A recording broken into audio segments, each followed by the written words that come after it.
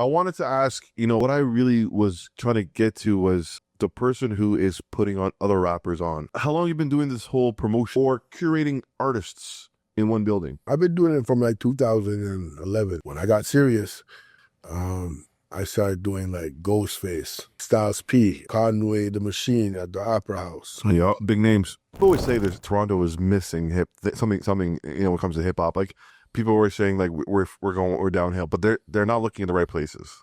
From what I found, they're not looking in the right places, and the hip hop that I see here is world class. The hip hop you're seeing here is better than what's in New York. That's what I'm saying. And they know this. What does Pan-Africanism mean to you? Pan-Africanism is the unification of the darker pigmentation, carbonation, melanation across every nation to get together, centralize, and move together as one currency. The problem with Pan-Africanism right now is that it got derailed. Not all skin folk is your kinfolk. Yes, exactly.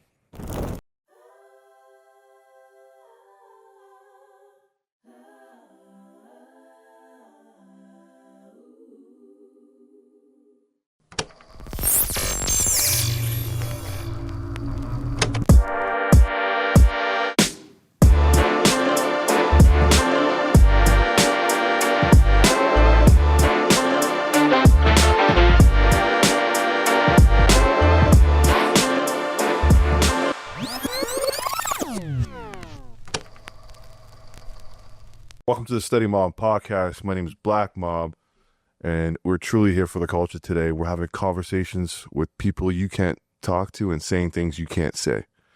That being said, I have the one, the only Lord Fury in the building today with me. We're going to be talking about his come up, what he's up to now, new music that came out that I failed to listen to, and overall the culture in the city and the heartbeat. Because if you know that Lord Fury is definitely in the mix. Give it up to Lord Fury in the building. Blam, blam. Hey, thank you so much for coming out. You're one of the most easiest people to schedule. Yeah. I gave you a time and date, and you stuck to it, and like it was just like, and like what's so crazy? Like whenever I book with people, sometimes I have to confirm with them midweek. I confirmed with you the day of, and you still were good. Yeah, you know what I mean? Really. Well, I respect what you're doing, right? So if I didn't want to do it, I'd just say no. I appreciate that. So, well, you're a part of a movement that's going on right now amongst all the MCs and all the cultural aspects of life. So I'm going to do my best to help out where I can and add on to your cipher. And I appreciate that, God. Tell me, where did you, is this like a business acumen that you've accumulated over time, or has it always been with you? Like being prompt and, you know what I mean? No, sometimes I'm late. Yeah? Like if a girl wants me to come on a date, I might be late. If, well, it depends, right? I got children and stuff, and I'm busy, so yep.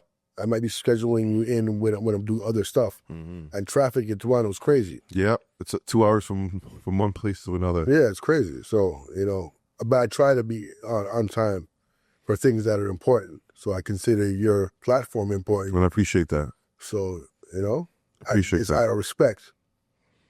I appreciate that, God. I wanted to ask, because like the reason why I wanted to have you on is not because of the music. I know you're a talented artist, but what I really was trying to get to was the person who is putting on other rappers on from the hottest, because I'm a father too. I have 2 little ones and my time is like really crazy, the tutoring and all that stuff. It's just, I'm so tied up. But when I try to do things, I try to do things. But concerts right now, it's just like something like I really want to do, but I just, when I get to the time, I'm like dead tired. I'm like, by 10, I'm like, it's bedtime. It's bedtime. I'm tired now. You know what I'm saying? Yeah. That being said, how long have you been doing this whole promotion? Do you want to call it a promotion thing, or would you like or curating artists in one building?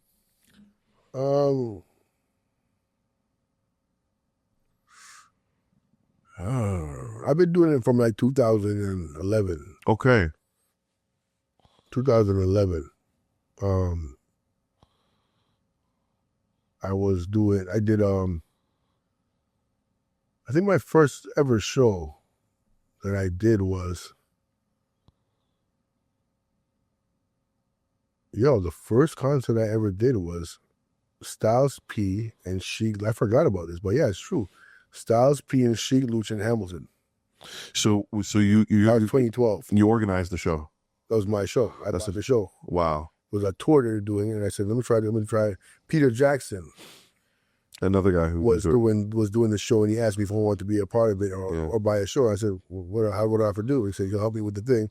And so Peter Jackson's really the guy that kind of made me see that light of it. Me, I'm a street guy. So I do street shit.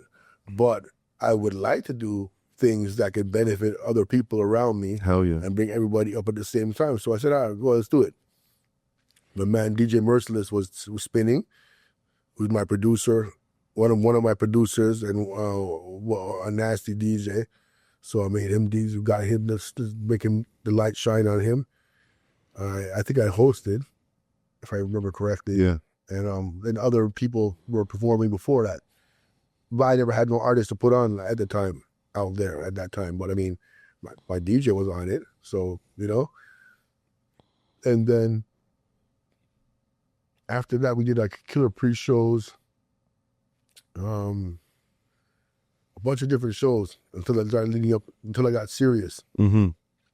When I got serious, I started doing like Ghostface, which was a crazy show at the Opera House. Yeah. Styles P at the Opera House. Conway the Machine at the Opera House. Yeah, big names. Back to back, and I'm putting the artists that are around me on the shows. So if you mind me asking, I'm such a business guy. Yeah. If you don't mind me asking, you can tell me, I don't want to talk about that. You can tell me what's coming. Are you? How does it work with the venues? Are you renting it out for the day? Yeah, it's a rental agreement you have with them. So, like for instance, the Opera House at that time, I don't know how much they are now. They're like $11,000.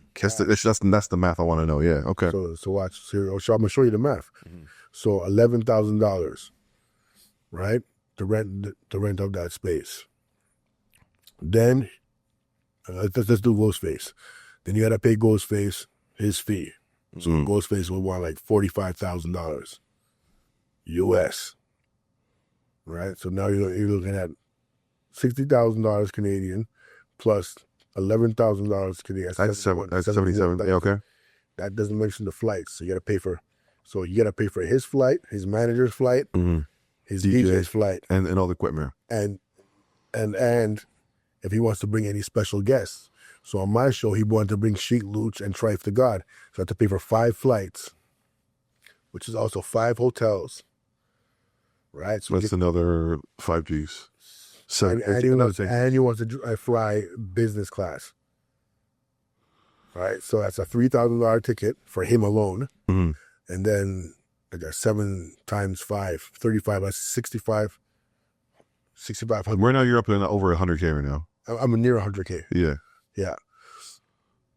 Plus the hotels, and the Sprinter. Merciless has all the equipment, so everything else is in house. So basically, you're saying this is for the love.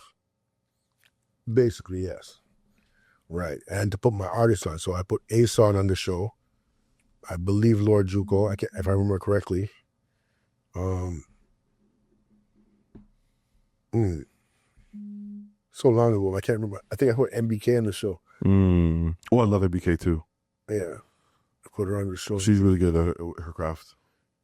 I can't remember what else I put. But I mean, you get the gist. Yeah. So Snacks, I think, was on the show. Snacks on the show? Yeah. Snacks is another one who's doing big things. Snacks is disgusting.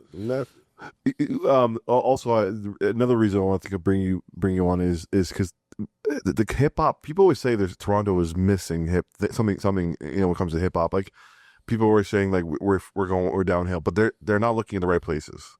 From what I found, they're not looking in the right places, and the hip hop that I see here is world class. The hip hop you're seeing here is better than what's in New York. That's what I'm saying. And they know this. So when A-Son, Daniel's son, Nobody's rapping like these brothers right now. when they were going to New York, they had a they have a big, they have a Lord Juco. They have a big following over there. Like a lot of people don't know this, but they have a humongous following. Rise Fresco. I want to be surprised. Yeah, Red Fresco's killing it. Huge following. Yeah. Right? So Toronto rappers, now what's needed is Toronto to start showing them the brothers more love. Right? There's so much. I could go through 1 million rappers that are disgusted. But the ones who are prime and ready, like Vybz Fresco's already packaged and ready. He's producing. Yep. He's rapping. He has a cult following. He got a cult following, and he's, you know what I'm saying, different in every which way you want to look at it. Yeah. Danielson is ready to go. A-Son, ready to go. Lord Juco, ready to go. Yeah. And you know it by the amount of vinyl they put out. Right? Danielson has 1 million vinyls. So may I ask A-Son is 1 million vinyls. But what is Lord Juco 1 million vinyls. now? Is it the touring that they don't have unpacked? The tour dates, or what is the piece, the puzzle? I'm working on that right now because I'm getting sick of this shit. So I'm gonna bring over this watch. See, next year you're gonna see some nasty shit. December 19th, I'm doing something at Phoenix. I'm not gonna announce it yet until I get the paperwork final. Yes, sir. I was probably gonna do. I could probably talk about it, but I mean, I just gotta get somebody's clearance for his. I need to get his charges. I'm gonna bring 2 people or 1 person that has never been to Canada before, and make it and try to and put all the artists I mentioned. Multiple cities. Well, yeah, across Canada. Yeah, because 2 years ago I had 2 years and a half ago on this podcast I had Classified pull up. Okay. He came through. He's from Nova Scotia, right? Nova Scotia. And the reason why I bring him up is because every year this guy's doing a 20-city tour without fail. I'm just trying to figure out, like, why can't we do that? We can do that. We just haven't done it yet. So I'm gonna kick in the door and force the issue. Yeah. Right. So I'm gonna force the issue. I mean, the raps that we're rapping they're not crazy. Like it's majestic. It's not like, it's not low vibrational music. We can take, like, if you put any lyrics against what we have in Toronto, they'll lose. Somewhere like, we got like, there's so much people. We got Snacks. We got Sazy. We got the Fuego Gods. We got, there's so much people, man. Yeah, man. For Soze. I want guys to be doing like 20-city tours. I want Snacks to link me. He's like, I'm in Vancouver tonight. Yeah, you know what I mean. Like, it's gonna happen. Give me a second. I'm gonna map it out. Yeah. I'm meeting with each man's gonna get like their own like Vancouver shows. Yeah, I would love. We're gonna do it like together, and then Lord. change the headliner. Yeah. Ooh. Okay. Each city. Yeah, change the headliner. Okay. Yeah. I can see that. I can dig it. Respectfully. I can dig it. Yeah. No doubt. Montreal got rappers too. Got like, yeah, and they rap in English too. And they rap in English, nasty. Like this girl named Chung Lee out there. She's nasty. Okay. She's nasty. I'm gonna check her out. Chung Lee. I'm gonna check her out. Yeah, man. She has some bumbleclad song. There's the other cat. I keep on saying his name wrong, man. Mike Shabad. Oh man, I keep on saying his name wrong. I don't know why I say his name wrong. It's light skinned cat from out there in Montreal. Nasty. Yeah. He's disgusting. You got Action Man and Bamboo Twigs. They out there too. And in Ottawa they have City Fidelia. He's also not low vibrational. He's high vibrational music. And like when I say low vibrational, it's that smoke music. You know what I mean? Like smoking your ops music. You know, like I'm so tired of that stuff. Yeah, well, monkey see, monkey do, and people want to act like a monkey. Guess what's gonna happen? You're gonna get monkey shit. And do monkey time. Yeah, do monkey time with a bunch of monkeys. It's crazy. It's crazy. Not into that shit. I don't want to hear nobody talking about smoking on your dick. Go freaking go read a book. That's crazy, isn't it? Like out of all things to say, you're smoking on a dead person's corpse. You have a million things you can do with your life. A million different women in the world of all shapes and sizes, and you choose to do the most negative thing. That's not gonna get you no money.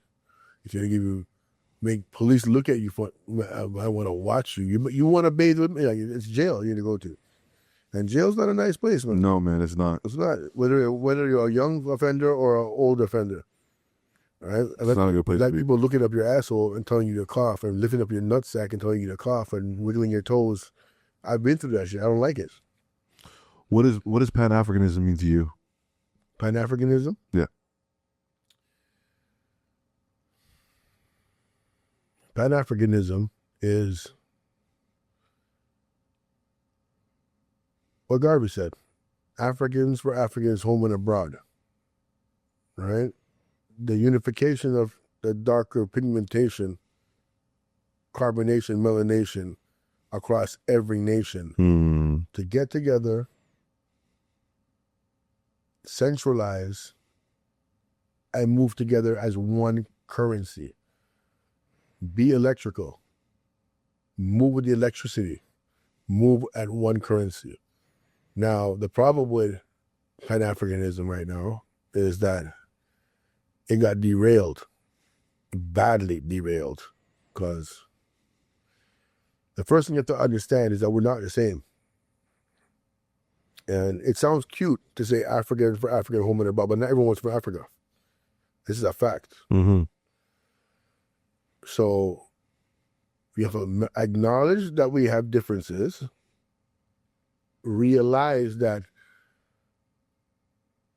there's common denominators that are better than the differences, but you can't make the differences separate and segregate the mindset.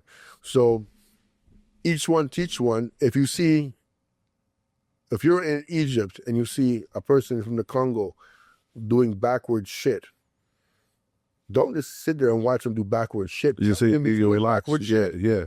Explain to him so he understands why he's doing backward shit and make him get up out of the backward shit. If you're from Burundi and you see somebody from Angola doing backward shit, same thing, right? Right now, in the world that we're living in, there should be nobody on the continent looking at no white prophet of any kind and calling them a god or anything along those lines. That's madness. That means you hate yourself, right? So the real, I can't even call it Pan-Africanism no more. I have to change the word. Pan-Melanin. Pan-Melanin. Pan-Melanin. Yeah. Pan-Melanin, yeah. Pan-Melanin. Yeah. We have to coin a new phrase because not all skin folk is your kinfolk. Yes, exactly. Right? And we got to move better in Jamaica. Okay, Jamaican people can't unite with people from Trinidad because Jamaicans have problems. Yeah, I would. For me, as an outsider looking in, because I'm from, again, I'm from Africa, but we're all one people. But again, how you mentioned, we know the differences, learn from each other. That being said, as an outsider looking in, I would always assume that Jamaica and Trinidad, it would be like so easy, like to become one. You know what I mean? Like, what's holding it back? Like to be one country, or the whole Caribbean, every island as well in between, could become like one big country, like the EU, the Caribbean Union. Is there a Caribbean Union? Not really, but what you're saying is correct. It should be that way, but what happened was, vanity. So you're looking at places that were devastated by different Europeans. Jamaica had English, Spanish, and French tried to come in. We ran them out. Yeah. Thanks God. Trinidad, Spanish, English tried to come in and ran them out. Haiti, French, until Jamaicans came over there and helped the Haitis run them out. Oh, I didn't know that. Yeah, the Haitian Revolution wasn't Haitians alone. It was Jamaicans went over there. I would put it past it. Yeah, for sure. Well, that's exactly what happened. They know it too. It's in the history books. Buka. So this is what? So how do they communicate with the brothers on the other island? On the other island, how do they through notes? Yes, but like a brother on the island of Jamaica, how is he going to come to the Hispaniola? Like, how is he going to know?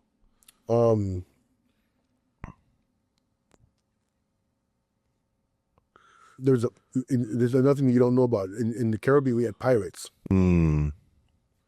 So a lot of French ships were getting robbed by Jamaicans. Okay. We were yamming their food. So this Jack Black character they have in the Pirates of the Caribbean is a black dreadlocks, you know. Okay. You know? It's a named Jack Black. Jacob Black was his name, you know. Yaku Black was his name. Okay. And he was yamming out the English and yamming out the French. And anytime they came, they would eat their food. So they would have conversation and they learned how to speak other languages. But you can't just eat people's food and not know what to say to them. It's true. To find out what's in the bottom. So he was well versed in Spanish, English, and French. And he would teach basic French, basic English, basic to the people on his ship. Amazing. Take a couple of Haitians, take a couple of Trinis, and and form a union. And send. I love that shit, bro. I'm gonna research. It's supposed to be. I'm gonna research on that. Yeah, research on it. I'll definitely gonna research on that shit. Yeah. You notice that in China, China is taking over Africa and the Caribbean. Is this the new savior that we're leeching onto, or like what's your view on that? Well, before you get to your view, I was in Bahamas 10 years ago when they were building the Bahamar. The Bahamar. I was there when they were like, it was like sticks in the middle of nowhere. But let me tell you something.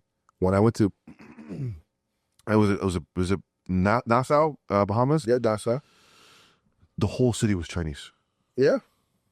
The whole city was Chinese. Yep. And this is 2015. Yeah. I wouldn't be surprised at what it is now.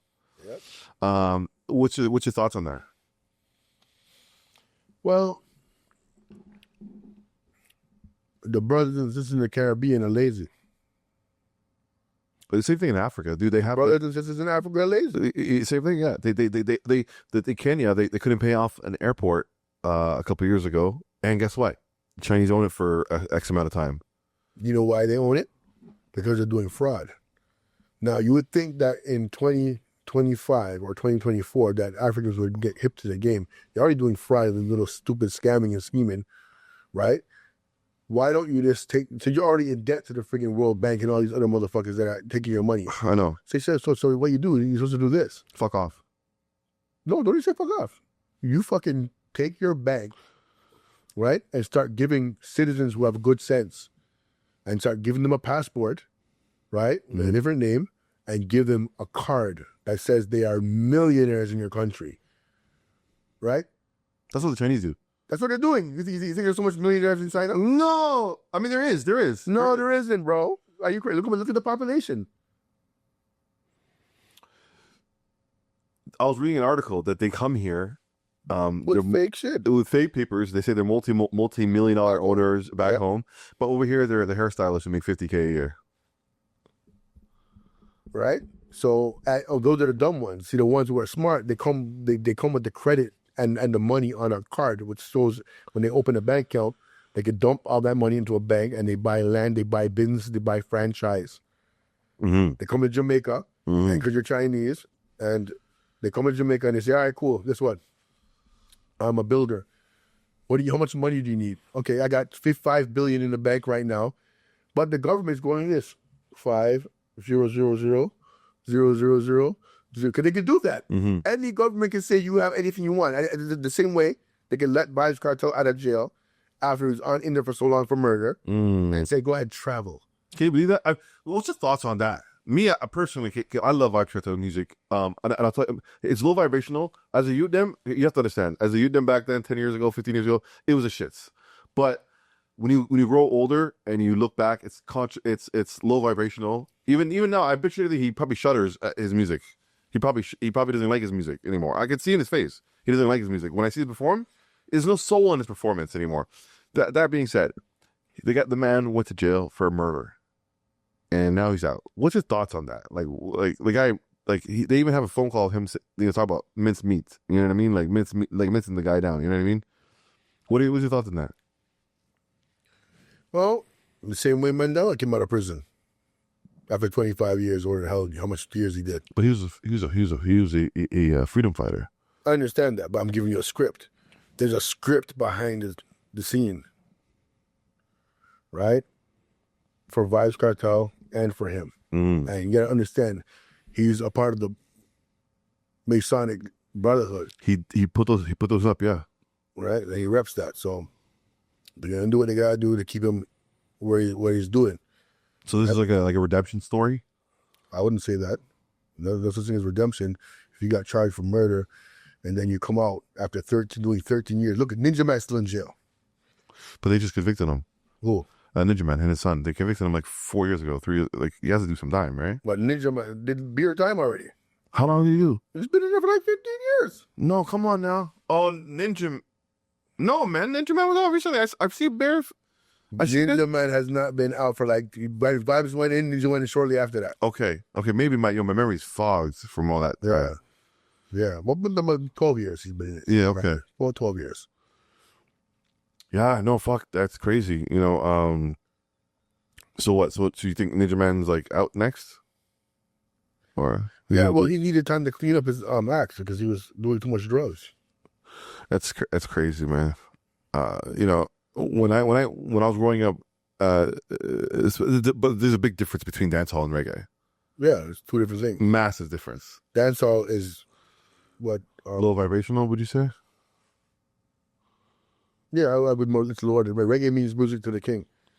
Mm-hmm. So Bob Marley, Dennis Brown, that's reggae music. Mm-hmm. The Gladiators, Yabayou, that's reggae music. Israel Vibration, that's reggae music. Prince Allah, that's reggae music. Mm-hmm. Dancehall is like Yellow Man, Supercat. Supercat. He opened it up. He opened the doors. Like that guy. Well, I mean, mainstream. Between him and Shabba. Yeah. Yellow Man really opened it up. Yellow Man was like the king DJ in Jamaica for like 2 years. So he's the first person to do a crossover song with Run DMC. For real. In 80, 82, 83, 85. Okay. And he was sampled a lot. So Eazy-E sampled him. Nobody Move, Nobody Get Hurt. Nobody, that's on Eazy-E's album. Yeah. Right? The big album that he did. Easier said than done. So Yellow Man was like the guy who started, that opened the door, and then it was quiet for a minute.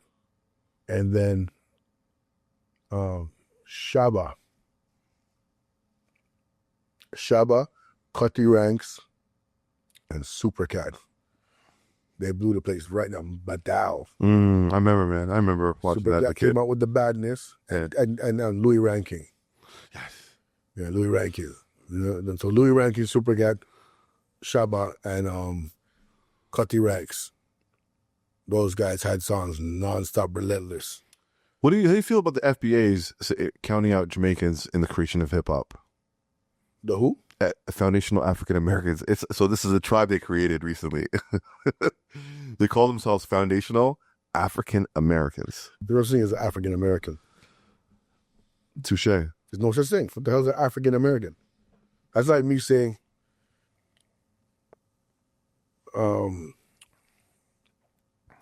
most of those people, they don't know themselves. That's why they're talking shit. Like the people that live in America, the dark-skinned people, black people that live in America, right? They don't even know that they're the real Indians of the land. So we want to talk about that? Are we talking about that today? We can talk about that. You think we want to talk about it? I love that shit. Let's talk about that today. Because and here's my theory. Have you been around Nigerians? You know how stubborn Nigerians are. Yeah, very. You're not gonna tell me you're gonna tell a Nigerian to get on a boat. There's business on. We could put you.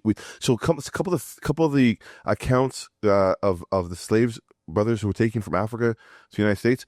The accounts were some of the accounts were it wasn't like forcefully. It was like, hey, we can give you a job. You want to make some money? We can give you a job. Jump on the boat.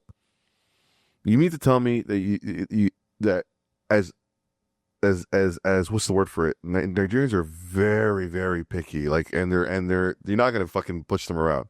You mean to tell me you're gonna take a bunch of people onto a boat across a bunch of Nigerians across to and pack him into a boat where nobody could survive. You know what I mean? And bring him across. That doesn't make sense to me. And I personally believe they probably brought, and this is I'm saying this on the record. I personally believe that they only brought like 100,000 Africans over the 400 years, but the rest were natives in North America and Aboriginals, but they're from Africa originally too. But these people have been there for thousands of years. No. Africa, there was dark skinned people everywhere in the earth. That's right. I believe that too. And they don't necessarily come from Africa. Okay. We were on the earth. We can't say that we came from Africa alone. Yeah. Because when you go to Mexico, the Mexicans are telling you on their walls that the Siberian people came from Siberia. Yeah. When we came here, There's they already started people calling here. niggas here. Yeah. And that's why they have big statues for niggas. So another theory is Mensa Musa. You know Mensa Musa? Of course. He had a brother. Yeah, Gumar Azdabar. Sorry, what was his name? Gumar. Mumar? No, I think his name's Abu Bakr or something like that. Abu Bakr. Abu Bakr. His brother was the king of Timbuktu. It was between him and Mensa. His older brother was like, you know what? I hear there's something beautiful on the other side of the ocean. Mm-hmm. I'm gonna go. So he brought a fleet of 2,000 soldiers. Yeah, he did. And Mensa Musa took over. But if you look on a map, if you pull up a map when you get a chance, type in currents of ocean between on Earth. You'll see that there's a continuous current from the Gold Coast, West Africa, going straight to Brazil and the Caribbean. Yeah. The Caribbean, and all you got to do is set sail, and you'll get there in 2 weeks. Yeah, in 2 weeks. It's true. So my theory is, and also people talk about it online, that Mensa Musa, his brother Abu Bakr, brought 2,000 soldiers with him who were basically landlocked. They stayed there. They married into the people, and they married whoever was there, and they're the ones who contributed to the Olmec Olmec Empire statues there. Yep. Yeah. Is that? Would you agree with that, or is there another theory that there was Abu Bakr and Musa's brother? They went there, but that was only like. This is like 200 years before Christopher Columbus went to. Yeah, that's only like 700 years ago. Yeah. Right. So what I'm saying to you now is, there was some Nubians and Israelites that were already out there, like 5,000 years ago. And how did they get there? They took a boat. They did the same current thing, because a lot of them, when they left from Egypt, to the Mediterranean, they went down. The Red Sea. They went to the middle. They went to Nigeria, Ghana, Mali. Mm-hmm. Mm-hmm. They landed over there and started popping there. That's why you have Israelite people. Yoruba, yeah. Yep, in Ghana, Nigeria, and Mali, and people left them alone. But those are the people that they snatched up, because they're not there no more. Mm-hmm. They snatched them and brought them to the Western Hemisphere. Mm-hmm. Those are the ones they snatched up, which is not a lot. And that's my theory. 100,000. Yeah. Well, a lot less than that. But probably, yeah, you're right. A lot less than that.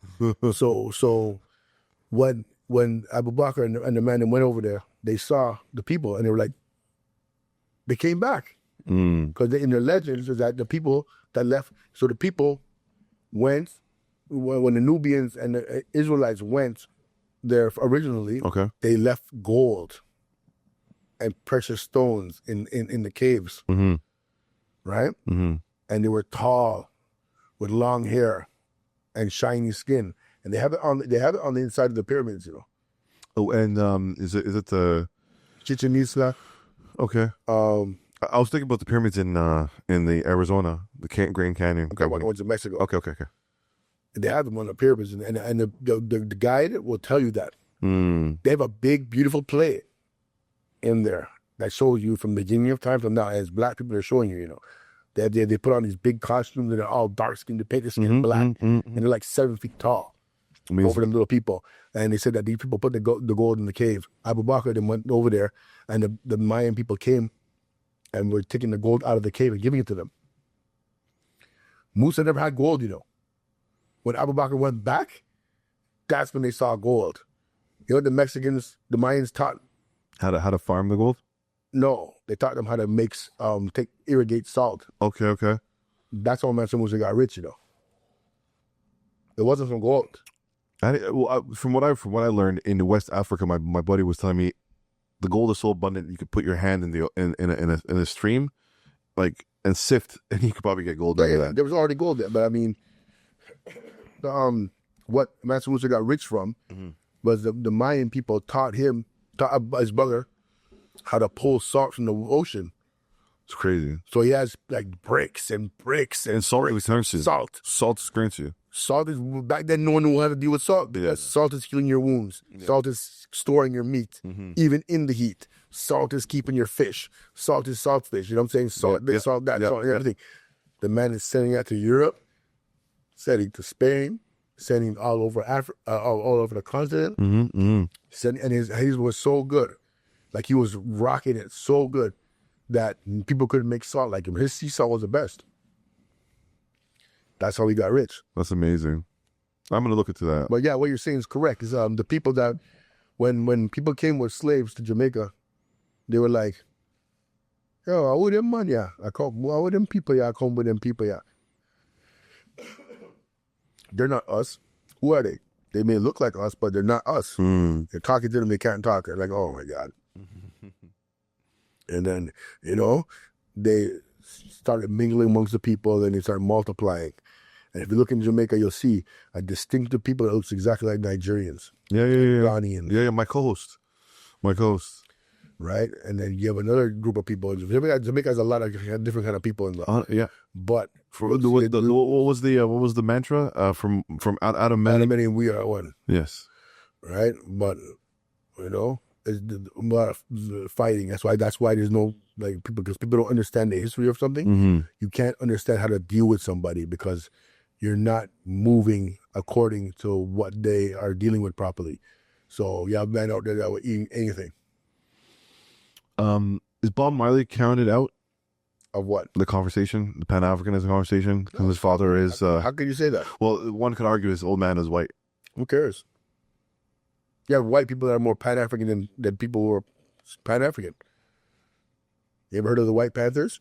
I've heard of the White Panthers who helped adjacently. Yes, I've heard. Yeah, they passed laws to make the Black Panthers get less pressure. For real? Like busting their gun for Fred Hampton and them. Yeah. The White Panthers, bro. So you have people, but they don't want to talk about that. They don't want to talk about John Brown. You know what John Brown is? Well, no. I gotta do a deep dive on these weeks. John Brown is a freedom fighter? Yeah, man. He's white guy? White guy. The man, his father, he led a slave rebellion. He killed his pops and said, yo, because he read the Bible, he read it thoroughly. The English, the King James, but he said, yo, what the hell are we doing? This is evil what we're doing. And he realized that people in the Bible were black. And he goes, yeah, exactly. When he opened his eyes and read the book, and he's a preacher, the son of a preacher. And he was like, no, what we're doing is wicked. So he killed his father, freed the slaves, and they rocked with him. And he goes, without blood, his famous line was, without blood, there will be no remission of sins, which means no forgiveness of your sins. Is this the guy they made a movie about? John McConnell, whatever? Some fucking white actor. Did they make a movie about this guy? I don't know. I'm not really. Yeah, I think they made a movie about this, about the situation. And then he went on a tear. They started burning down every slave plantation and he's freeing all the slaves. He had then he left, went to Canada. He was up here and was trying to say, listen. He called himself an abolitionist. He was, in every sense of the word. Every sense of the word. And he was hooking up with Frederick Douglass and he said that Frederick Douglass wasn't really being serious. There's just two different kind of people in the world. But he was a Mason, Frederick. Yeah, most of them are. Most of them niggas are gatekeepers for bullshit. It's crazy, isn't it? It's more than crazy. Like what's the guy's name? Webb Du Bois. W.E.B. Du Bois.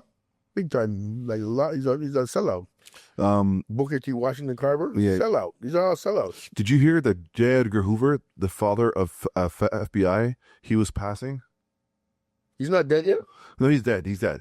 But J. Edgar Hoover, the guy who created the FBI, Yeah. he was passing Passing what? as a white man. He had black and he was a quarter black. If you look at his photos, he looks like a high yellow man. Yeah. I think is you mean gay Edgar Hoover? Yes, he was. They said he was gay too. Yeah, he's very. They said he used to wear females' clothing around his office. Yeah, that's what he used to do. But Can you believe that? the The guy with the leader of the FBI is walking around with a dress on in the office. Yeah, he know his first accomplishment was right. Malcolm X. Marcus Garvey. Ooh. He deported Marcus Garvey. Oh, because they thought he was a communist too. They pushed the communist thing. No, they sabotaged him. So Garvey was making a boat to make people buy shares in a boat to make Africans that were in America go back to Africa, and you had called the Black Star Line. So it'd be like a boat that go back and forth. So he put the boat up. He didn't buy the boat yet, but he was trying to raise the money to buy the boat. And then when the man went to sell him the boat, they said it was fraud. But he had the money to buy the boat. But he put the ad up before he had physically bought the boat. So they basically would swindle him. And his right-hand man was the guy that worked for J. Edgar Hoover. Of course. The nigger. And that's how he got that. That's his first big bust with Marcus Garvey. What's that guy's name? Marcus? The guy who sold out Marcus Garvey. Robinson. It's crazy. Yeah, it's disgusting. Snake in the grass, you know. But I'm saying, like the people, so you can't trust me. That's what I'm saying. You have to know the people's. You have to know people by their when they were born, the light they were born under, where they were born, the way what they eat. You have to know how. That's what I'm saying. You can't just say because okay. Flip side to the coin is white people don't get along with white people. No, not No all the such time. thing as white, or black. But let's just say, because we just will understand what we're talking about. Like, the Brits enslaved the Irish with the Scots. They don't get along, No. right? The Franks and the Germanic people never got along. No. And then you have the Jewish Europeans who are not even considered white to them, but they're visibly phenotyped. They're the Europeans. Caucasian. Yeah. Those are the Caucasian, the Ashkenazi and Khazarian people from southern Russia, from the Caucasus Mountains. Yes. The butthole of those people are the people who are calling themselves Jews today. They adapted Judaism. They're not real in any sense of the word. They adapted it, took it on, and that's what they are saying they are. Right? Yeah.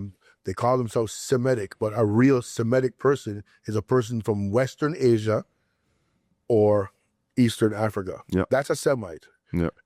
So Western Asia is like Arabia, Lebanon, North Africa. and Africa on the other side of that little burn strait. Ethiopia, Eritrea, Djibouti, Somalia. Okay, that side that's Semitic. Yeah. Those are Semites. Even Somalia. They're from over here, way over here. Yeah. So when they say stuff like anti-Semitism, it's not really anti-Semitic. You can say anti-Israeli is what you can say. You can't say anti-Semitism because you're not a Semite. Tell me about Lord Fear the artist. When did you start? The music, and what was your first exposure to hip hop? Oh, my first exposure to hip hop would be, what made me like hip hop was a song called "The Message." That's hip hop. Yeah, that's hip hop, and that was Grandmaster Flash and the Furious Five. When I heard Melly Mel's verse, I was like, "Yo, what the hell is this? A child is born with no state of mind, blind to the ways of mankind. God is smiling on you, but he's frowning too, because only God knows what you go through. You grow up in the ghetto." Oh my God. I was like, what is this? Yeah. That's what made me fall in love with it. And then I started hearing Run DMC,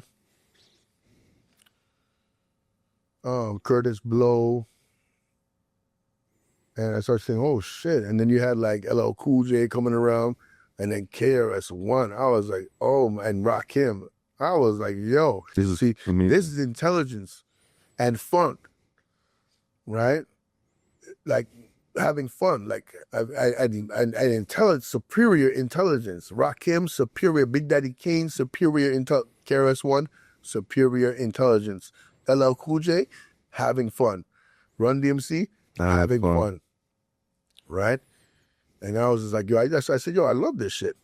And I was still into reggae music. I was still doing reggae stuff back them times. So I was like listening to both, but in my block, you couldn't really listen to hip hop. And the man was saying it's Batima music. Oh fuck! What? When did they, like, in the early times with message time? Yeah, man, because I forgot my body, man. But hold on. All right. When I learned about the African Bambaataa stuff, it was through Hassan Campbell, and he mentioned that it was happening in the mid '80s, and early '90s. Early '80s, man. Early '80s. It was early '80s, man. Everyone knew about it, man. So what do you mean everybody knew about it? Like the rappers knew about what was going on. So and then they just kept it under the raps. They said it's Bambaataa. He doesn't do what he wants to do. It's even a full-fledged pass. Crazy. You know? But the Jamaicans were giving them a pass. They said, yo, the sucker boy would, pussy would, the man went up there for him. And there was like a spade sharp assy thing one time. Stand off in the Bronx. Is he Jamaican? No. Bambaataa? He touched a Jamaican kid. Oh, I see. Yeah, the man went for him. Oh, shit. So, okay, and that's how the community found out about his yeah. It's crazy, man. Yeah, it's bad shit, though. I mean... And so, like the early, what was it, the 80s or the 90s? 80s. So your block was like, yo, it's Batima music. I'm not not listening to that shit. Crazy. Look at the man in my dressing. You have blood. Yeah, I know the tight stuff. What? Like the leather and it was crazy. It was crazy that attire right there. We're dressing crazy, man. Well, you all listen to that. I'm breakdancing. Man are whining on man. Now, you know. No, what are you doing? Men are whining on men, bro. Go watch Bloodclot Crush Groove. You know what I mean? You don't see the hallway. There's two. Yeah, they're getting two Spaniards. There's a whining on each other. Yes. When I look back at them, I'm like, yo, there's nothing cool about that. Man were burning fire on that, so like, you know. Mm-hmm. So we couldn't listen to that shit. We had to hide and listen to it. We hiding, but we still were listening to it. Like, when did it become accepted? Because like every Jamaican block that I go to nowadays, Snoop Dogg and Bloodclot. I see. Snoop Dogg and gangster shit. Well, Snoop Dogg. Yeah, Snoop Dogg. The man didn't like Eazy-E and them. Couldn't listen to that shit. And then when Snoop Dogg came out, because Snoop Dogg looks like he's Jamaican. I can see that. I can see that. And he had a cool thing to him, you know? So that and then Wu-Tang.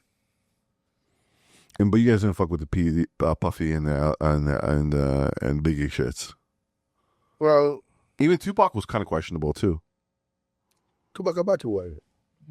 Yeah, he was jumping around with the There's interviews with him talking, man. You just go Google something fruity and see what comes up. Yeah, I see that. I saw those. Yeah, and when I saw a photo of actor. And that's what I'm saying.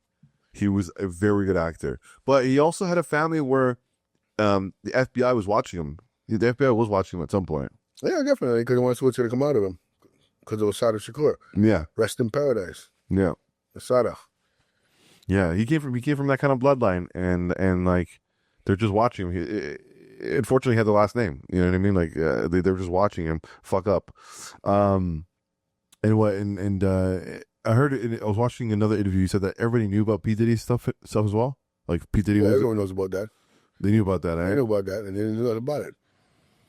Is there anybody else that we should know about? Anybody else that we should know? Is Jay-Z in that list? Yeah. Yeah, man. Well, his closest friend, Jazzo, the guy who brought him, who he wanted to rap like, is calling him a faggot. So if Jazzo's saying it, right, and Jazzo doesn't care about being bitter about nothing and this and that, Jazzo's saying it, so. Yeah, that's crazy. I think Biggie's a fruitcake too. Well, his lyrics are crazy. His lyrics. His demeanor was crazy. for a Jamaican dude, he's acting like, a lot of the niggas are like, yeah, I'm saying the Toronto people, Toronto rap and New York are two different kind of people. We're not the same. Because when it was cool to rape man in jail in America, I don't know about now in Toronto. It doesn't happen here. It doesn't happen here. We don't have that thing. You look down upon for that shit. It doesn't happen unless you're in Kingston with the Kingston Penitentiary with the whites. And even there, that's not happening. Men are not raping men in the pen. The men will beat your face into the. You know what I'm saying? It's not doing that. Men aren't doing that out here. You do your time. If it's a problem, you touch my paper. You don't put it back to where you found it, or you ask me to beat your head in. But American jails are more animalistic, so they take you, and it's meant to turn you into an animal, so you to come back. It's not meant to rehabilitate you. So you go in there, clean and fresh. Man's gonna try you and be like, yo. You know what I'm saying? And that's what it's over there. That's what's going on over there. And then they glorify this shit. Right? They glorified it. So it's like, you really glorifying that shit? Yeah. Raping him, taking another guy. Man, and stuff. That's right. That's why you glorify. They're not thinking you can glorify you. That's why you want to glorify it. And then the people who control the media, all media, from Hollywood straight down to friggin' social media, they love it because it's sending more people to jail. They can open more prisons and have your monkey ass in the jail. Have a man slapping your ass and saying, come here, woman. Yeah. A lot of rappers who claim to be thugs, you know what I'm saying? And if I go through a list of motherfuckers, man, that I know about, I mean, so I look at them, I'm like, yo, it's a lot, man. It's really bad. Men are lying on records, bro. There's a couple people that are questionable. Very questionable. Not a couple, no, a lot of them. There's a lot of them, man. They're all questionable, bro. I read it, but what? But let's get back to your music. So when did you pick up the mic?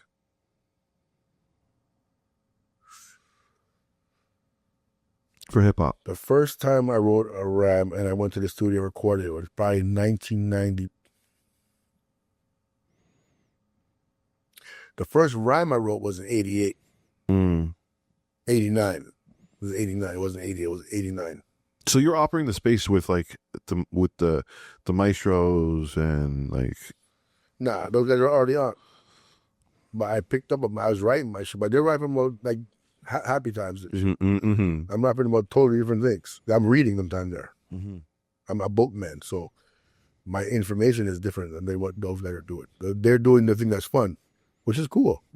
We saw that's this shit, conducting things, like your Backbone Slide, the original and the remix. Maestro was killing it, wrecking Guyana.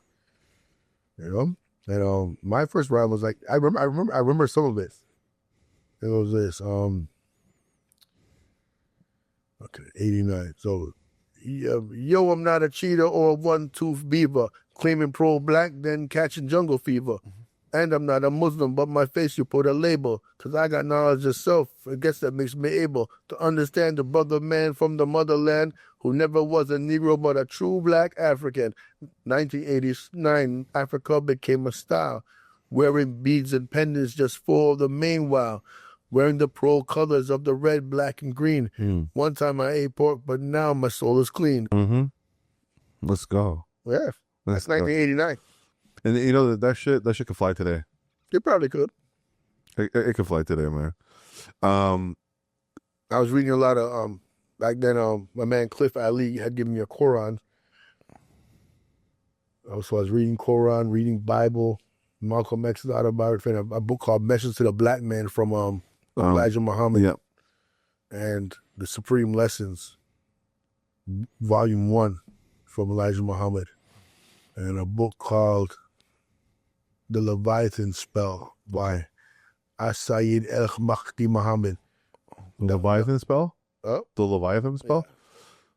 Yeah. I also encourage you to read the Green Book by Muammar Gaddafi.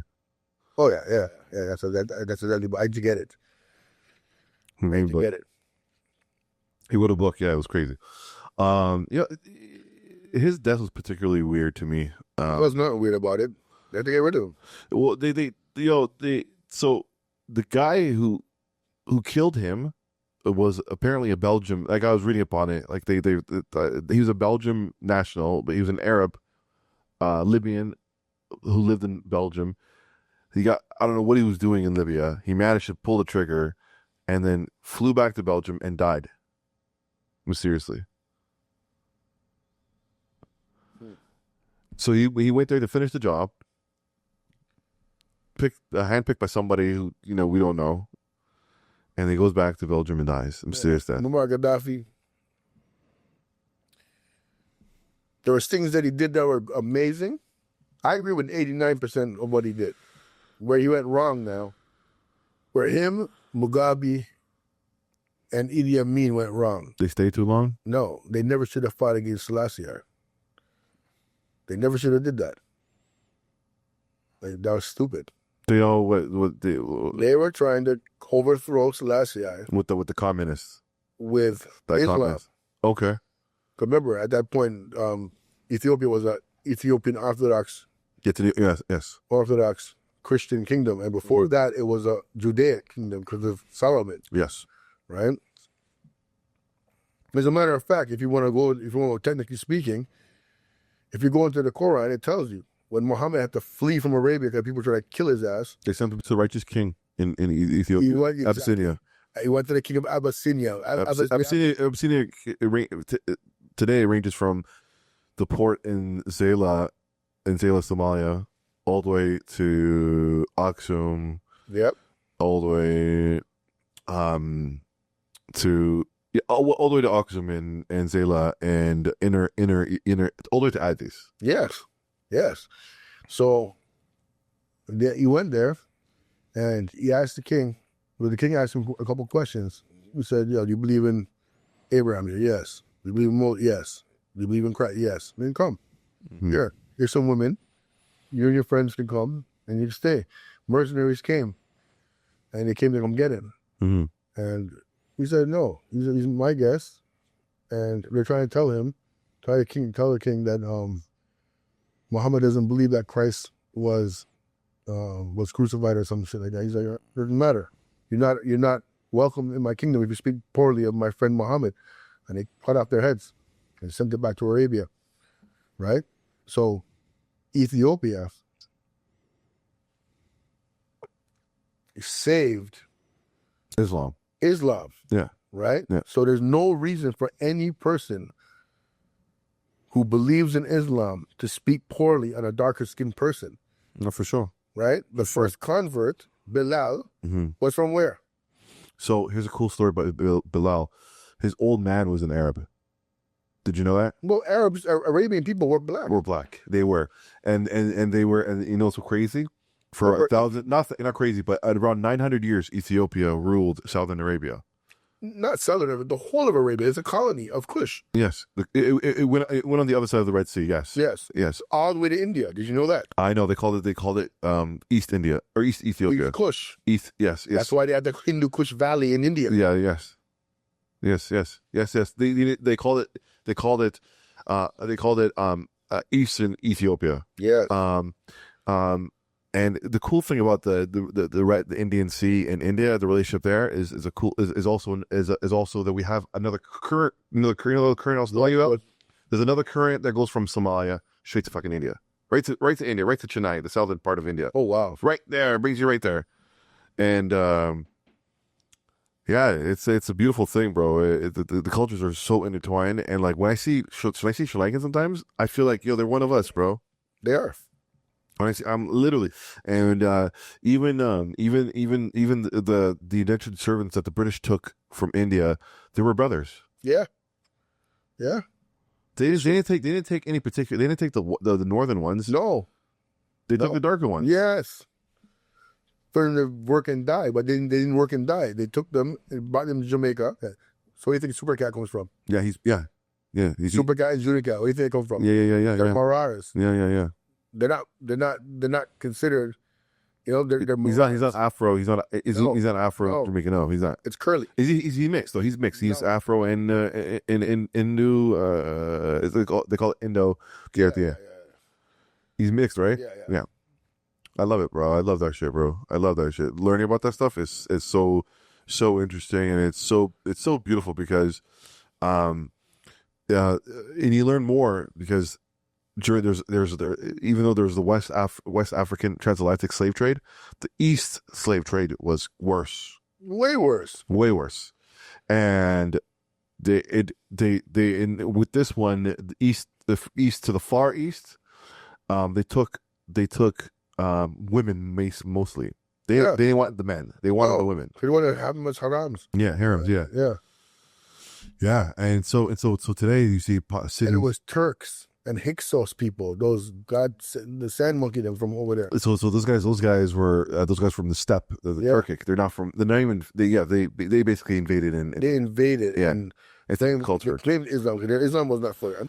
But the moon and star is not even Muslim. It's not even an Islamic symbol. The moon and star, that's a pagan symbol. Oh yeah, I was in Mecca. That's what they were worshiping. No, they didn't worship the moon and star. The moon and star was never part of the. You know when you see like a Muslim, the moon and star. I'm not saying in Islam. I'm not talking about that. I'm talking about in Mecca and Medina. Mhm. The people were worshiping the moon. Yes. People were worshiping the star. Yes. People were worshiping a rock named Allah. Yeah. Like, people don't want A lot. a lot. Yes. A lot. And you know, but I mean, yeah, it is what it is. So, you know, the Quran, the Torah, and the Bible. I feel like it has the same message. If you look at it,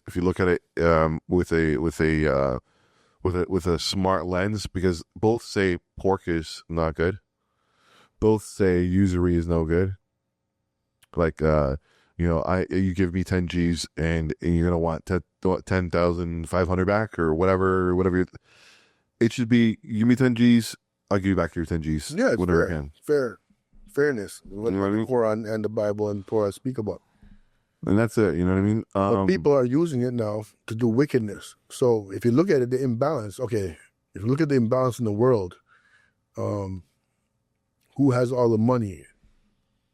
It's tribes of people Yes. that have all the money, and they're holding it up, and they're not giving people and they want to have people low. So, and that's for everything. That's for Bhagavad Gita and the Hindu stuff. They it's the same kind of thing that's going on. So, it's caste system, and it's going to get worse. The caste system. what's the word? It's already it's not what they say, but really wicked. So you're into sci-fi as well. I see. Like you're into you're into sci-fi, right? What do you say? When you say cyber, what do you mean? Like Like, have you seen the movie Aliens? of course. You know when they talk about the corporations and shit like that? Yeah.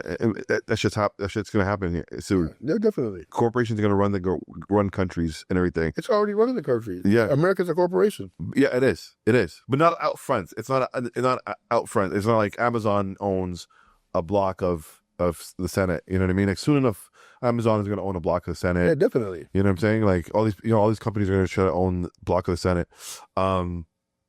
Yeah,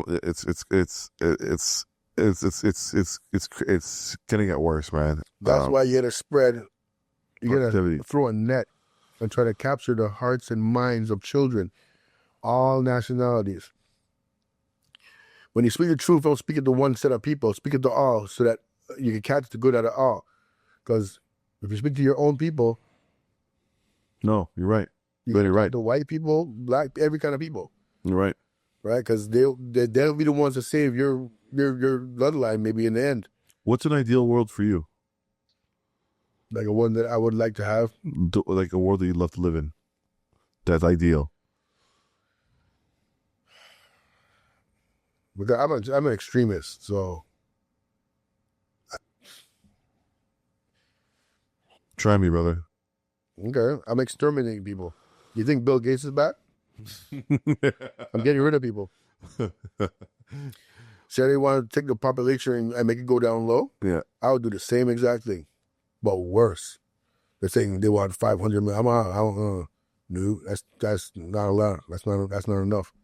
I'm getting rid of like 5 billion people. Get rid of them.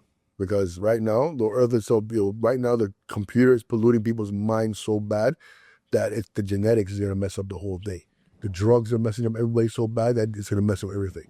And we get rid of people. People don't think I'm crazy for saying that shit. But in order to start over, you have to get rid of people. Hence the flood. Hence wars they have every couple years. Yeah, exactly. So World War II, World War One. Hitler was doing, like World War One was like a war against cousins. yeah. Cousins who literally were at grandma's house together. Yep. Literally.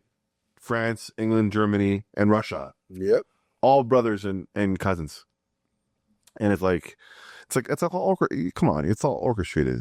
And they're lying to you. They're lying to us saying it's World War One. That's not World War One. I would say World War One would have been, like, it depends on who you are. Right? The taking of the Americas.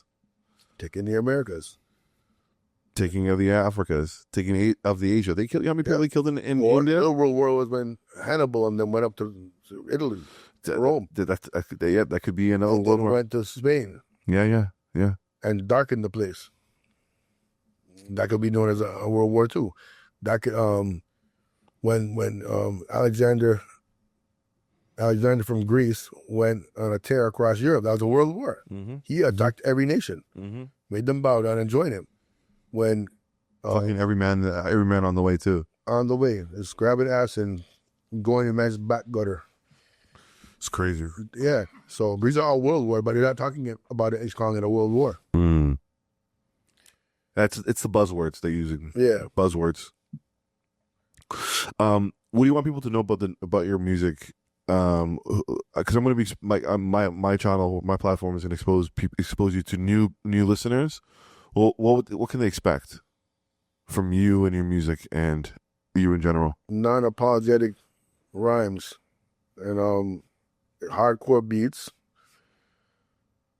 I have an album called. How many albums do I have? I have a lot of albums, man.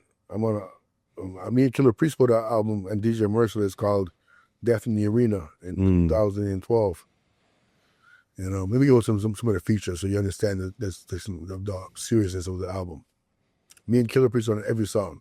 The opening person that's doing the intro is Lee Scratch Perry. Okay. Rest in peace. And the first song is me, Killer Priest, and Bounty Killer. Second song is me, Killer Priest, and Ghostface. Third song, I think, is me, Killer Priest, Sheik Luch, and Trife. God. And then the next song, I believe, is me, Shaheem, Killer Priest, Hellraiser, Hannibal Stax, Kabaka Pyramid. And then there's another song there's a long song called Rapocalypse. There's a video for it. Cartoon video. I can't get everybody on the song. That song has Tragedy Gaddafi, Styles P, Sheik Luch, Capadonna, Razzcast, Planet Asia, Sean Price, Kid Cole, Junior Cat, Ninjaman, Reggie Stepper, Kabaka Pyramid, FNX. I'm probably forgetting somebody because there's so much people in the damn song. So I've been on a musical detox over the last 3 years. Ever since I started doing the podcast. That's good. When I started doing the podcast, I was thinking like I was like, oh, I'm into your Migos ratchet shit. You know what I mean? Then I realized like I'm getting older. This shit's weird. The lyrics are bizarre. The stories you hear about them behind closed doors is even more worse. And I just all the music I've heard in the last couple of years led me to you because you're literally the driving force of the new guys getting a platform. How is that? Is that like a thing that you know, or you acknowledge it? Do people tell you, or am I the first one to tell you? You're the first person to tell me that. Interesting. I put you put people on. I put people on. I'm a person that's generous when it comes to that kind of behavior. I try to bring people with me, but some people don't deserve to come with me because, then again, you have to know the person you're dealing with. Not everyone's the same, right? Mm-hmm. So I don't look at my music as something I'm gonna make money from. I don't even care. I make money. Mm-hmm. I look at my music as a hobby where I get to speak my mind, an outlet where I can release the shit on my chest, get this stuff out of me. It has to come on out. Yeah. And that's the difference between my music and other people. Some people just rhyming words. Yeah. Everything I say has meaning. There's nothing I'm saying that's not real, and there's nothing I'm saying that's not like for you to listen to that you'll take some information and learn something from. Yeah. Like the Supreme Era album Mm-hmm. with me and Sibs Rock, Mm-hmm. that album's crazy. I'm gonna take it in. There's a song called History Class. Mm-hmm. You need to listen to that. Or Simeon Toko. Do you know what Simeon Toko is? No, I don't. Simeon Toko. I'm actually gonna pull this up real quick if you don't mind. Yeah, go ahead. I'm not gonna say nothing then. But that song Simeon Toko is serious. I'm going in. Like, see what was Simeon Toko. What does that stand for? Simeon Toko is a man that lived in Congo, Mm-hmm. right? And the Belgians tried to kill him. Is he the first president of Congo? No. He was a man in the Congo that they want. He was a prophet, Okay. and a savior for the people, and he came to warn the colonizers that we're gonna come back 144 fold on your ass if you don't treat our people right. So they shot him, killed him, and the next day he came up and walked up to them and say, like, he wasn't dead, and they're like, what the hell? And he's like, yeah, you guys think you can kill me like that? I don't die like that. They chopped him up in pieces, right? Put his body here, there, and everywhere. Then he came back again. They said, okay, we got something for you. And he willingly goes with them to let them kill him Mm-hmm. while he's talking to them. Then they took his heart out. And then he woke up and said, put my heart back in my chest. Why are you doing that? He's like, the man. So this is what happened with on the Congo, like in 1835, Mm-hmm. right? So, and yeah, so I named a song Simeon Toko. They did the same thing to the first prime minister of Congo. Yes. So they dissolved his body Yes, and his whole family too. yes. His whole family. They're wicked. It's crazy, man. Wicked. They're It's butchered, crazy. bro. And like I was reading, I don't know if this is correct. Correct me if I'm wrong. They defecated Haile Selassie's body. Like they found his body in a weird situation. And by a toilet? Yes. No, that's not true. That's not true, man. When they put the bones together, the person was 6 feet tall. Okay. I was afraid of saying. I was afraid to ask that question. There's no backlash. There's no. I feel true. But this is what some guys on YouTube are saying. Yeah, of course. The Israelites, right? No, there's like it's other African brothers, not Somali, but like West African brothers or South Africa. I'm not sure who it was, but it wasn't from the East. It was another brother who said, "Yo, this is how he died. This is the king of Africa. This is how he died." Yeah. So, and he's so proud to say that. Yeah. And this is what I'm trying to show you. This is the mentality. So, okay, let's say that was the case, and now that's what really happened. Why would you, as an African, Perpetrate. want to go on face and talk like that? I know. Wouldn't you want to keep the spirit high? And even if you have to lie, don't make the world know that. It's not for the world to know. Right? But again, the mentality of that's why they can't go nowhere. That's why it's so easy for a white man to come in there and just give me your line, man. But I think they're learning from the white man. I think they're learning that. So like in Somalia, they found oil on the coast of Somalia. No way. They found oil, and it's confirmed now, and it's worth trillions of dollars. But here's the caveat: Turkey, another European country, is building the rigs. Like they're building a bunch of rigs, state of the art. But guess what? They're building it for 10 years, and for 5 years after that, they keep 90% of the revenue. So they're basically sucking like. Is there any government over there right now in Somalia? There is a government there, but the president. The president now is a billionaire, because of shady deals or whatever. He's a billionaire, and now he made more money off this Turkish deal. So what I'm just trying to say, like, Turkey is another colonizing force. They've been colonizing Somalia for the last like 10, 15 years. How did Turkey become a colonizer of Somalia? They started off as bringing gifts, like, you know, humanitarian gifts, and then slowly they building hospitals, and then slowly they're adding to the police force, and then now they found oil on the coast. They're police in. They have police force. Yeah, they're teaching the police force in Somalia. So all the soldiers, all the lieutenants, all Turkish. The Somalian president went to Ethiopia and said he did.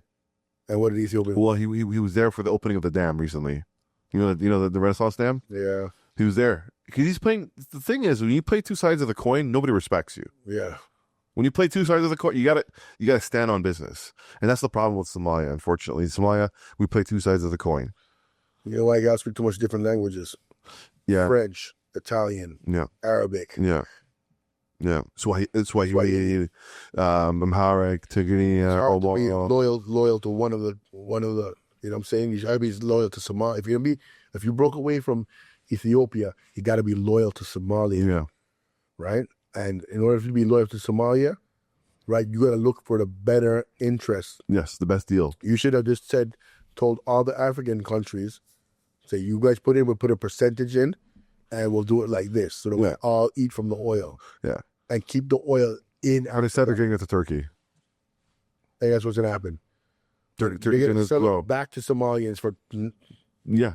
So the deal is, for 5 years after they build a rig, 90%. 90%. Simply that bullshit. Yeah, but my president's a damn jackass. Yeah, he's a piece of shit. He's a billionaire, bro. Is he from Somalia? He is from Somalia. He's from Somalia. It's why the continent can't get no better. Well, our brother over there, Burkina Faso, is teaching us how to do it, because he apparently over the last couple of years that he's been there, he built the produce really high. They're the biggest exporter of onions now in West Africa. That's a good thing. Ibrahim Traoré.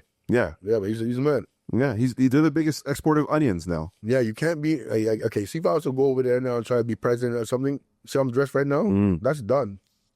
I'm wearing the same pants for 7 days straight. Same brief. I'm not even bathing. I'm gonna smell steak and I'm gonna do my thing. Right? It has to be for the people. You can't do it right. Like Ernesto Che Guevara was for the people. Mm-hmm. Right?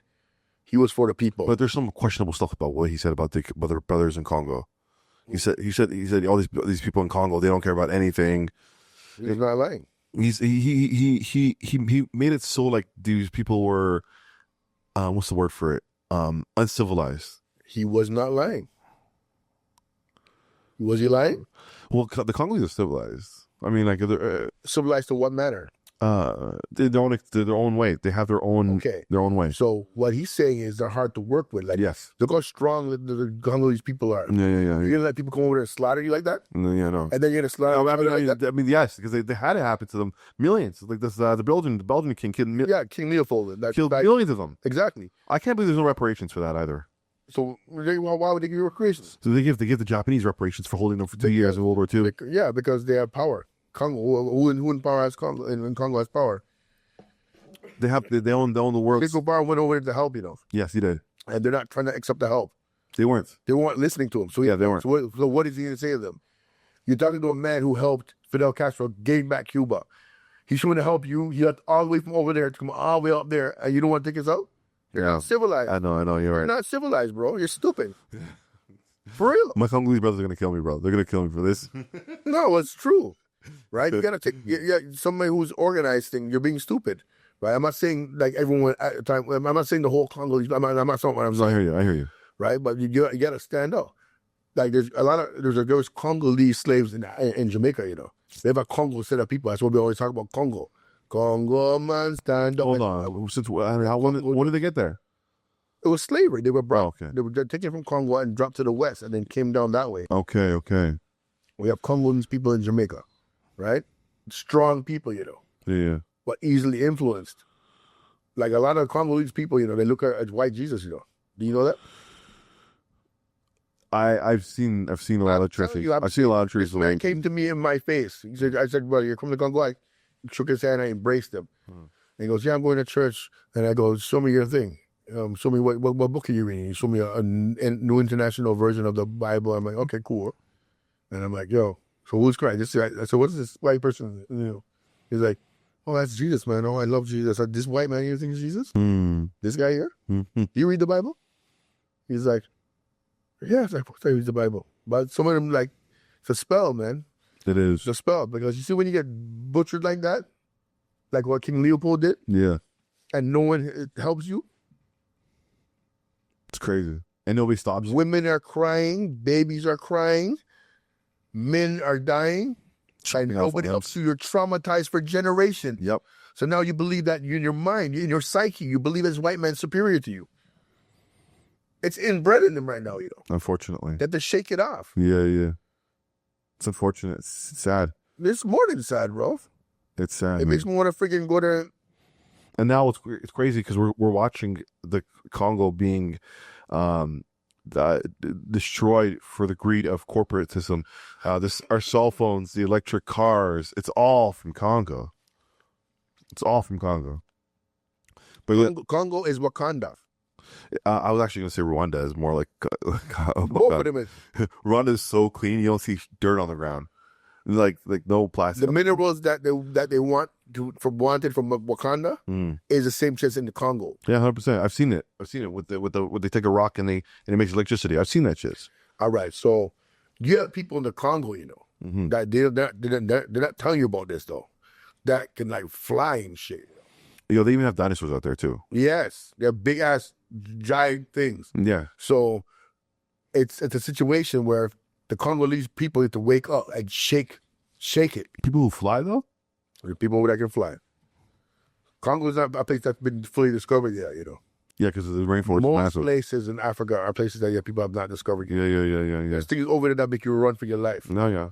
Or let you bow down and pray. They found a cave painting outside of my village, my mom's village, Hargeisa, that are like 10,000 years old, 12,000 years old. You see? And they own the French what's the word for it? Anthropologists found it in 2003.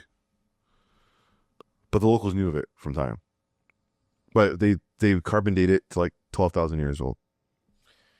Yeah, people, brothers in the country need to do better. Brothers everywhere.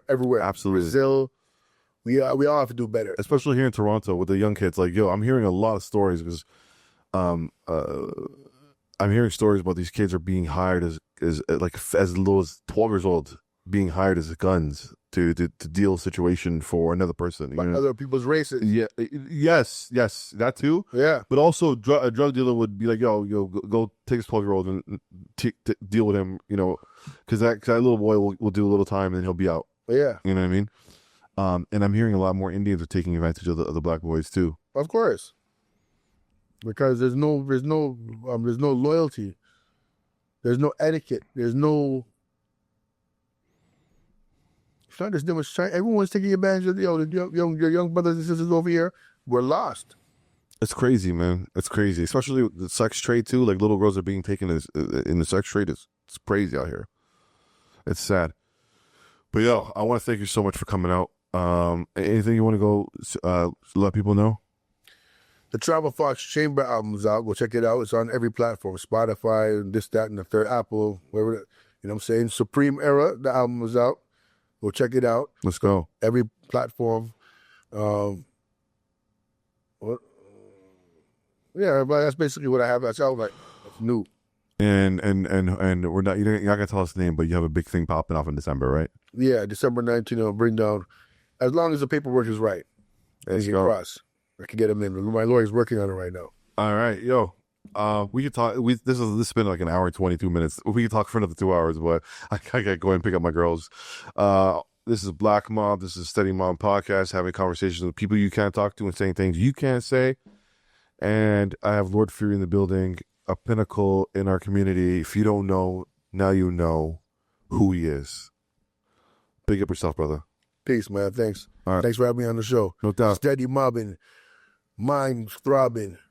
When it comes to our own people, we're never robbing. Let's go. Peace. Peace. There's a couple of emotions. Yeah. Food creates emotion because when you're hungry, you want the food that you want. Friends create an emotion because when you go and you hang out with your friends and you go and have a good time with your friends. and especially if they're your old friends, so they have history on you for time. But music, why do you think all these older people sit there and still listen to 70s classic rock? Because they remember where they were on that moment when that song was playing, and they remember. Because I remember the first time I ever heard "Who Shot Ya" from Biggie Smalls. Cheers. Yeah, I love that track. Yo, is that audio fucking good on that? We'll fucking wing it. We're gonna wing it.